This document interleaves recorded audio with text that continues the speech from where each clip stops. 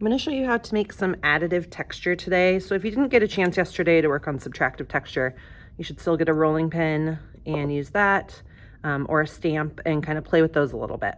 But then I also want you to work on additive textures, which is where you're going to add something to your clay to make texture.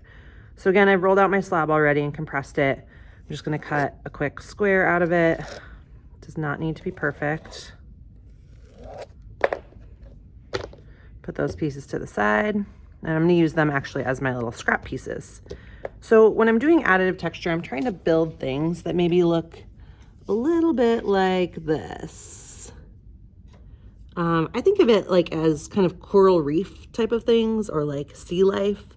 Lots of little pieces with some texture added to them. So we'll work on some pieces like this.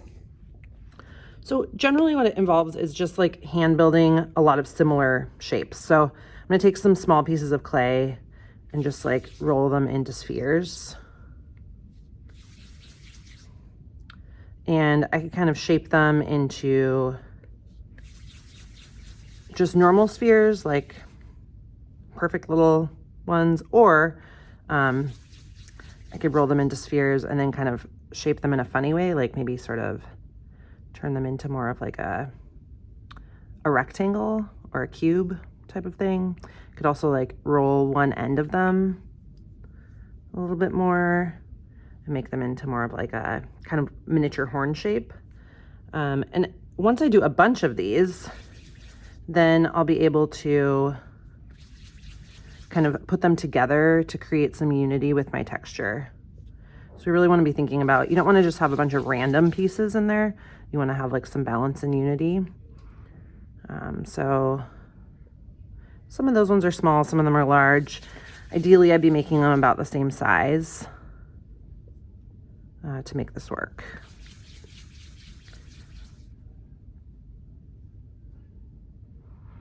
So I can just kind of add these in. So I'm gonna get a scoring tool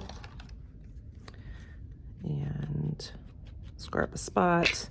I do not have slip with me, but pretend like I'm putting slip here. Gonna score the bottom of these and just kind of start adding some of them in.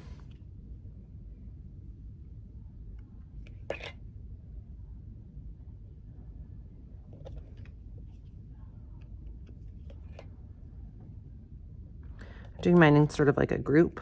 I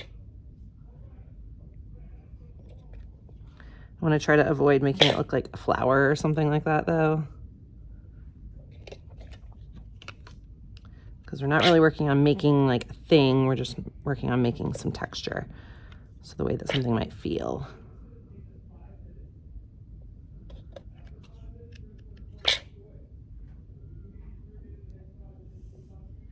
So that looks pretty good. And then I think what you can do is take something like a needle tool or even a wood modeling tool, and make like a little kind of some texture on top of these. So now I'd be doing some subtractive texture, but I think it makes them a little bit more interesting. So maybe some of them just have like one dot. Maybe some of them have some like lines. That looks pretty cool.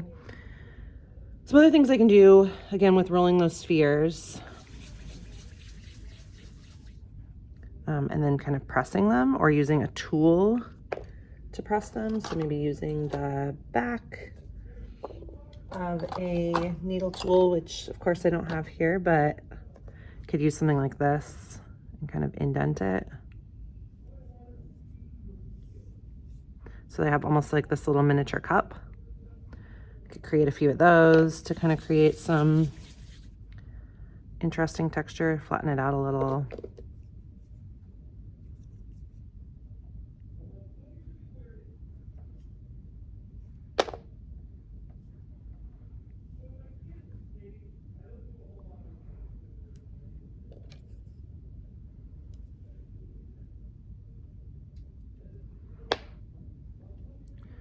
And if I put a bunch of those together, maybe added a little bit of texture on the inside of them too. Right now they look like eyeballs, but you would get a little bit more texture with that as well. Even just flattening it out. If I kind of placed all these together, this would look kind of cool. So part of this is just playing and kind of figuring out, like, what do you like? What if I overlap these?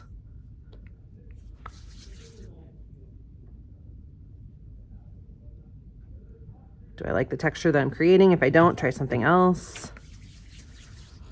And just kind of figuring it out as you go.